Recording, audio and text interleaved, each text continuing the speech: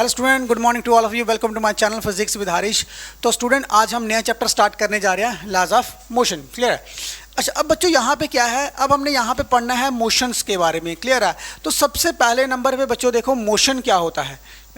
अच्छा, अब let us suppose कि मैं यहाँ पे मैं एक ऑब्जेक्ट रखता हूँ। क्लियर? ओके। अब ये जो ऑब्जेक्ट है विद रिस्पेक्ट टू टाइम, जब ये अपनी पोजीशन को चेंज करेगा तो हम इसको क्या बोलेंगे कि ऑब्जेक्ट जो है वो क्या है, मोशन में है। क्लियर है ये चीज़? कि मीन्स कि विद रिस्पेक्ट टू टाइम अगर ये ऑब्जेक्ट आपका ए से बी तक यहाँ तक चला जाए, इस पॉइंट तक चला जाएगा। क्लियर है? तो हम इसको क्या बोलेंगे कि आपका ऑब्जेक्ट क्या है, मोशन में है। तो बच्चों ये चीज़ क्लियर है? ओके। अच्छा, अब जो आपके पास मोशन है, हमने इससे पीछे वाले चैप्टर में हमने किया था कि मोशन तो हमारी दो टाइप की होती है। एक होगी हमारे पास यूनिफॉर्म मोशन, और दूसरा होगा हमारे पास नॉन यूनिफॉर्म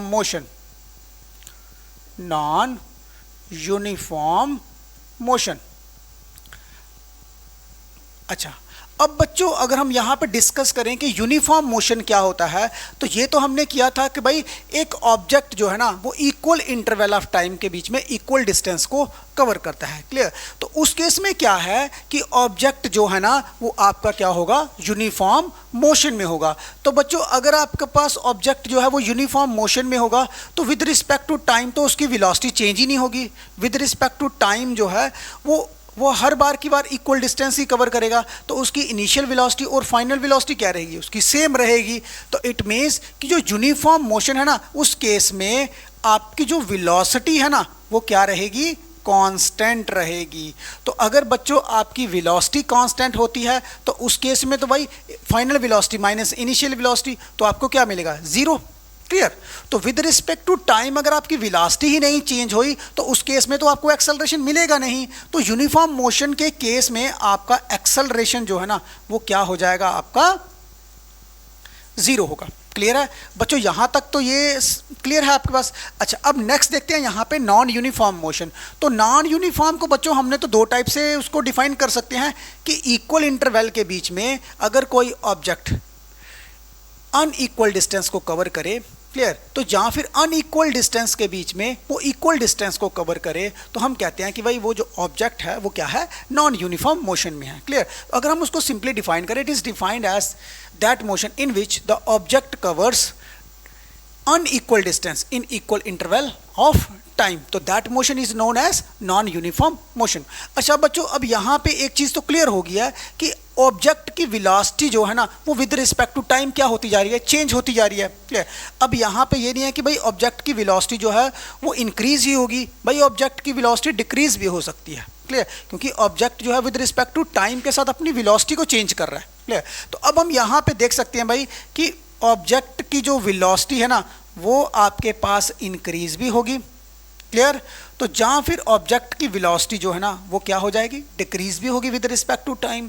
अब बच्चों अगर तो किसी भी मोशन में, नॉन यूनिफॉर्म मोशन के केस में ऑब्जेक्ट की वेलोसिटी जो है ना वो इंक्रीज होती है, ऑब्जेक्ट की अगर वेलोसिटी इंक्रीज होगी तो उस केस में क्या होगा, हमारे पास final velocity minus initial velocity क्या हो जाएगा, हमें एक रिजल्ट मिलेगा, पॉजिटिव नंबर मिलेगा। क्लियर? तो हमें अब यहाँ पे क्या डिफरेंस मिल रहा है कि rate of change of velocity with respect to time is known as acceleration. Clear है? तो इस केस में हमें रिजल्ट मिलेगा, तो उस केस में जो हमारे पास एक्सेलरेशन होगा ना वो भी हमारा क्या होगा, पॉजिटिव एक्सेलरेशन होगा। उस केस में जब भी आपके पास एक्सेलरेशन पॉजिटिव होगा तो वहां से आपने समझ लेना है कि भाई आपका ऑब्जेक्ट जो है विद रिस्पेक्ट टू टाइम अपनी वेलोसिटी को इंक्रीज करता जा रहा है। क्लियर?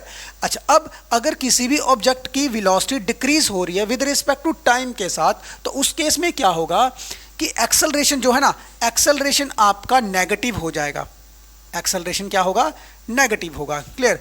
तो ये हमने पहले भी पढ़ा हुआ है कि भाई जब भी किसी भी ऑब्जेक्ट की एक्सेलरेशन ही नेगेटिव हो रही है तो इट मीन्स दैट कि उसकी जो वेलोसिटी है विद रिस्पेक्ट टू टाइम क्या हो रही है, वो डिक्रीज होती जा रही है। क्लियर? ऑब्जेक्ट की स्पीड जो है वो विद रिस्पेक्ट टू टाइम क्या होती जाएगी, डिक्रीज होती जाएगी। तो बच्चों यहाँ तक तो ये चीज़ क्लियर है।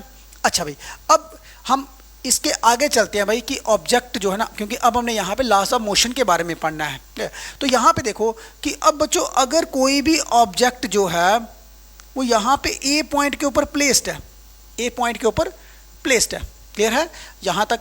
अच्छा अब बच्चों ये ऑब्जेक्ट आपका बॉल भी हो सकता है, स्टोन भी हो सकता है, ब्रांचेस ऑफ ट्री भी हो सकता है, कुछ भी हो सकता है। क्लियर? तो अब तो इस समय तो ये रेस्ट में है, क्या है? रेस्ट में है। तो अगर बच्चों अगर इसको अपनी पोजीशन को चेंज करना है, अगर इसको पोजीशन को चेंज करना है और इसको मोशन में आना है, किस में आना है? मोशन में आना है। पहले जो ऑब्जेक्ट जो है वो क्या है? रेस्ट में है। तो अगर इसको मोशन में आना है तो फिर यहाँ पे इसको एक एक्सटर्नल एजेंसी की ज़रूरत पड़ेगी, एक्सटर्नल एजेंसी। एक्सटर्नल एजेंसी भाई हम कह सकते हैं भाई अब आपके पास वो एक फैक्टर, वो एक इम्पैक्ट जो इस ऑब्जेक्ट के ऊपर पड़े और ऑब्जेक्ट जो है ना विद रिस्पेक्ट टू टाइम अपनी पोजीशन को चेंज कर ले। क्लियर? तो वो ऑब्जेक्ट आपका मोशन में आ गया। क्लियर? अब बच्चों वो जो एक्सटर्नल एजेंसी होती है ना वो आपकी ग्रेविटेशनल फोर्स भी हो सकता है, ग्रेविटेशनल फोर्स, या फिर हम कह सकते हैं भाई वो मैग्नेटिक फोर्स भी हो सकता है, मैग्नेटिक फोर्स। और भी बहुत सारी फोर्सेस हैं अगर वो लगते हैं उनके ऊपर। क्लियर है? अच्छा अब हम यहाँ पे मेन देखते हैं यहाँ पे कि ग्रेविटेशनल फोर्स क्या है। क्लियर? अच्छा अब बच्चों ग्रेविटेशनल फोर्स का मीनिंग क्या है कि भाई अब किसी एक ऑब्जेक्ट जो है वो दूसरे ऑब्जेक्ट के ऊपर फोर्स लगा रहा है। क्लियर? तो वो जो एक ऑब्जेक्ट जब दूसरे ऑब्जेक्ट के ऊपर फोर्स लगाएगा वो फोर्स कौन सी होगी आपके पास? Gravitational force. और दूसरे नंबर पे भाई मैग्नेटिक फोर्स। अब बच्चों यहाँ पे मेन चीज़ जो आपने देखनी है वो है भाई फोर्स लग रही है भाई ऑब्जेक्ट के ऊपर। फोर्स तो बहुत सारी होती है भाई। क्लियर? अब हम यहाँ पे ये चीज़ देख रहे हैं कि हमारे पास जो एक्सटर्नल एजेंसी है वो है एक फोर्स। क्लियर? कि मतलब कि इस चीज़ के ऊपर फोर्स लग रही है और ऑब्जेक्ट रेस्ट से मोशन में जा रहा है। क्लियर? अच्छा अब बच्चों यहाँ पे अगर हम यहाँ पे ओवरऑल कंक्लूजन देखें इसका, अगर हम इसका कंक्लूजन देखें भाई तो यहाँ पे हमारे पास फोर्स जो है ना वो रिक्वायर्ड है भाई, फोर्स हमें ज़रूरी चाहिए। क्लियर? अगर किसी ऑब्जेक्ट को रेस्ट से मोशन में जाना है। क्लियर? अच्छा अब बच्चों अगर फोर्स की बात है तो फोर्स तो आपके पास दो टाइप की होती हैं फोर्स। एक फोर्स होगा आपके पास कांटेक्ट फोर्स, कांटेक्ट फोर्स, और दूसरा होगा आपके पास non contact force, non contact force. Clear है? क्योंकि भाई बच्चों अब हमने बोला है कि भाई फोर्स तो रिक्वायर्ड है, फोर्स इज रिक्वायर्ड। क्लियर? कि मतलब किसी भी ऑब्जेक्ट के ऊपर अगर फोर्स लगेगी तभी वो ऑब्जेक्ट जो है वो रेस्ट से मोशन में जाएगा। क्लियर? अच्छा अब अगर हम यहाँ पे देखें भाई कांटेक्ट फोर्स है तो कांटेक्ट फोर्स के लिए बच्चों यहाँ पे देखो कि मान लो कि जैसे ये मेरे पास एक प्लेन है तो इस प्लेन में अगर कोई ऑब्जेक्ट जो है वो पड़ा हुआ है तो यहाँ पे इस ऑब्जेक्ट के ऊपर मैं ऐसे फोर्स लगा रहा हूँ। ये देखो ये मैंने फोर्स लगाया, ये देखो तो ये ऑब्जेक्ट क्या कर रहा है? मूव कर रहा है। क्लियर है? अच्छा अब अगर बच्चों यहाँ पे ऑब्जेक्ट जो है वो मूव करेगा तो देखो क्योंकि इसमें क्या हो रहा है कि बॉडी जो है ना वो एक्चुअली भी कांटेक्ट हो रही है, कांटेक्ट हो रही है दूसरी बॉडी के साथ जो बॉडी जो है वो मूव कर रही है। क्लियर? तो वो जो फोर्स होगी वो उस फोर्स को हम क्या बोलेंगे? Contact force. क्लियर है? ओके। कांटेक्ट फोर्स में क्या होता है कि एक बॉडी जो है वो दूसरी बॉडी के साथ कांटेक्ट में आती है, उसके ऊपर फोर्स को एक्सर्ट करती है। क्लियर? तो उस केस में जो ऑब्जेक्ट रेस्ट से मोशन में चला जाएगा। एक तो ये हो गया हमारे पास। क्लियर? अब दूसरी होती है आपके पास नॉन कांटेक्ट। अब नॉन कांटेक्ट के बीच में क्या होता है? Without the actual contact. Clear? Means कि एक बॉडी जो है वो दूसरी बॉडी के ऊपर फोर्स तो लगा रही है बट वो दूसरी बॉडी के कांटेक्ट में नहीं है। क्लियर?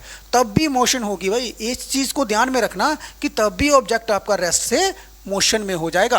क्या? अब जैसे फॉर एग्जांपल मान लो कि हमारे पास जैसे एक मैग्नेट है। क्लियर?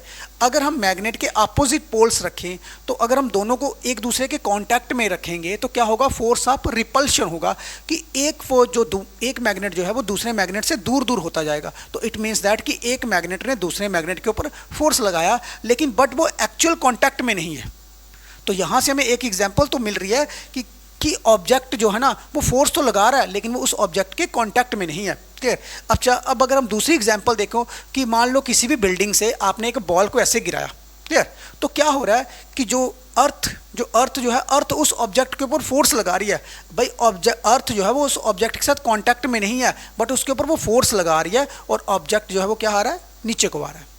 क्लियर है? तो ये भी आपके पास कौन सी होगी? नॉन कॉन्टैक्ट फोर्स होगी।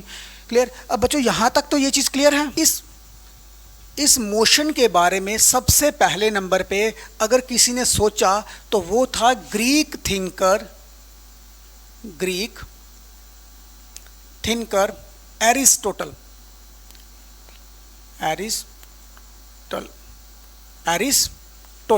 क्लियर। एरिस्टोटल जो है उसने अब सोचा कि 384 बीसी से 382 बीसी तक उसने इसके ऊपर स्टडी की। क्लियर। अब उसने जब इसके बारे में स्टडी की तो उसने 3 चीज़ें जो है ना वो मेंशन की हुई। पहले नंबर पे उसने क्या मेंशन किया कि भाई अगर किसी भी ऑब्जेक्ट में मोशन में होना है, अगर किसी भी ऑब्जेक्ट को मोशन में होना है तो उसको एक एक्सटर्नल फोर्स की रिक्वायर्ड होगा, भाई रिक्वायरमेंट होगी। क्लियर। एक्सटर्नल फोर्स जो है, external force is required to an object.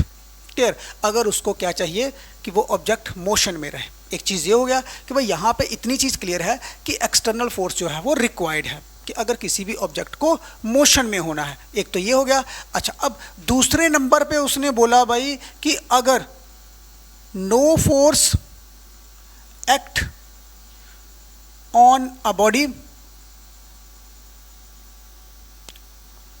Then it will stop. कहता है अगर किसी भी बॉडी के ऊपर फोर्स नहीं लगेगा, no force act on a body means अगर तो उस बॉडी के ऊपर फोर्स नहीं लग रहा है तो समझ लो वो बॉडी जो है वो क्या हो जाएगी, स्टॉप हो जाएगी।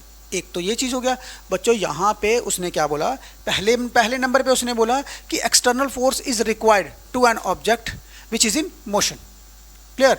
अगर किसी ऑब्जेक्ट को मोशन में होना है तो उसको एक्सटर्नल फोर्स की ज़रूरत है। क्लियर। और दूसरे नंबर पे भाई अगर किसी भी ऑब्जेक्ट के ऊपर फोर्स नहीं लगेगी तो वो ऑब्जेक्ट जो है वो क्या हो जाएगा, मोशन में नहीं होगा, वो ऑब्जेक्ट क्या हो जाएगा, रुक जाएगा। 2 हो गया। और तीसरा बच्चों उसने जो बोला है भाई कि ऑब्जेक्ट जो है ना, जो ऑब्जेक्ट की नेचुरल स्टेट है ना, natural state of an object is rest not motion. भाई उसने बोला कि अगर ऑब्जेक्ट की कोई नेचुरल स्टेट है तो वो क्या है, रेस्ट है, कि ऑब्जेक्ट जो है वो रेस्ट में है, मोशन में नहीं हो सकता कभी भी। क्लियर। ये 3 चीज़ें ऐसी हैं जो एरिस्टोटल ने बोली भाई लॉज ऑफ मोशन में। क्लियर। अब अगर देखा जाए तो ये जो 3 चीज़ें जब उसने बोली हैं तो इसके अकॉर्डिंग्स तो एरिस्टोटल लॉज ऑफ मोशन बन गया।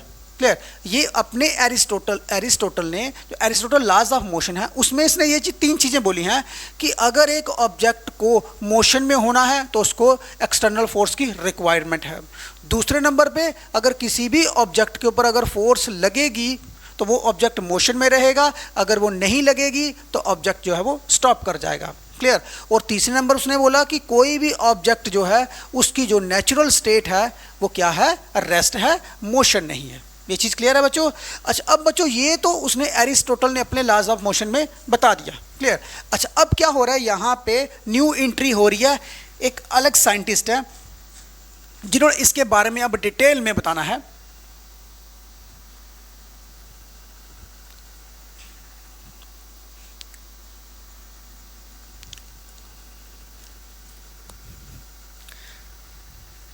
अच्छा, अब बच्चों यहाँ पे जो तो इसने एरिस्टोटल ने अपने लॉज ऑफ मोशन में बताया, अब इसके बीच में अब जो भी इसके ड्रॉबैक्स थे अब उसको रिमूव करेगा कौन, गैलीलियो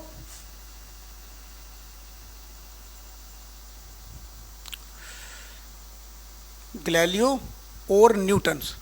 इन दोनों ने बच्चों मिल के न्यूटन्स, इन दोनों ने मिल के 17th